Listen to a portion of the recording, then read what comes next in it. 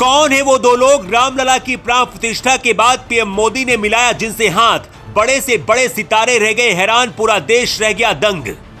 अंबानी और अडानी जैसे बिजनेसमैन, बॉलीवुड के बड़े बड़े एक्टर, सचिन तेंदुलकर जैसे महान क्रिकेटर को छोड़कर उन दोनों के पास क्यों पहुंचे मोदी? वजह जानकर आप खुश हो जाएंगे।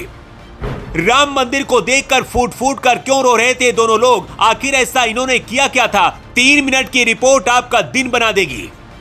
अयोध्या के नए महल में रामलला पधार गए हैं। रात भर पूरे देश में रामलला के आने की खुशी में पटाखे फोड़े गए।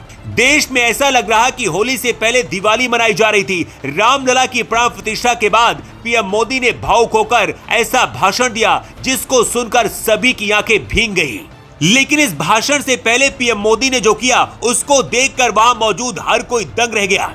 यूं तो रामलला की प्राण प्रतिष्ठा में दुनिया के सबसे बड़े बिजनेसमैन अयोध्या में थे। अरबों खरबों का साम्राज्य खड़ा कर देने वाले कुबेर वहां थे। लेकिन पीएम मोदी ने सबका स्वागत करते हुए सिर्फ 2 लोगों से हाथ मिलाया। जी हां, जिस महफिल में क्रिकेट के भगवान सचिन तेंदुलकर थे, बॉलीवुड के महानायक अमिताभ बच्चन थे, दक्षिण के सबसे बड़े नायक रजनीकांत थे, मुकेश अंबानी और गौतम अडानी जैसे दुनिया के सबसे अमीर शख्स थे, वहां मोदी ने इन सबको छोड़कर सिर्फ 2 लोगों से हाथ मिलाया। अब आप सोच रहे होंगे कि कौन है वो 2 संत जिनसे हाथ मिलाकर मोदी को भी धन्य भाव महसूस होने लगा। तो हम आपको बता दें कि इन 2 नामों में एक पुरुष है और एक महिला। सबसे पहले बात करते हैं उस संत के बारे में जिसे देखते ही मोदी ने हाथ बढ़ा दिया। इस चेहरे को आप जरूर पहचानते होंगे। ये है जगत गुरु श्री रामभद्राचार्य। ये देख नहीं सकते, इसीलिए जैसे ही मोदी ने जगत गुरु को देखा वो हाथ बढ़ाकर उनसे आशीर्वाद लेने लगे। रामभद्राचार्य ने बहुत मन से मोदी से मुलाकात की और आशीर्वाद दिया। कहा जाता है कि रामभद्राचार्य को 22 भाषाओं का ज्ञान है और 80 ग्रंथों की रचना वो कर चुके हैं। जगत गुरु श्री रामभद्राचार्य रामानंद संप्रदाय के 4 रामानंदाचार्यों में से एक है, वो भी साल 1988 से।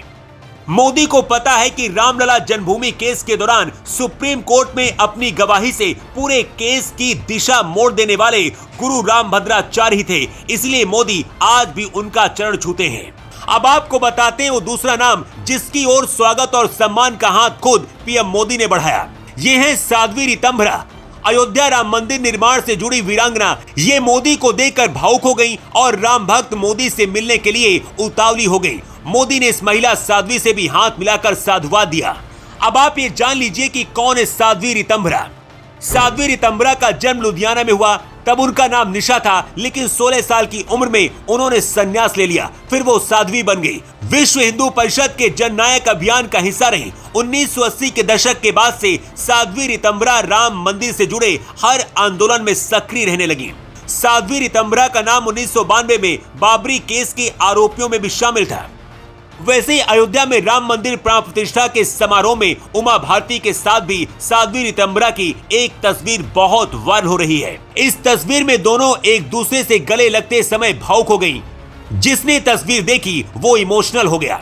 ये फोटो सोशल मीडिया पर जमकर वायरल हो रही है। आप कमेंट करके बताइए आपको मोदी का ये काम कैसा लगा और क्या वाकई अब सनातन का स्वर्ण काल शुरू हो चुका है। Bureau report, J24।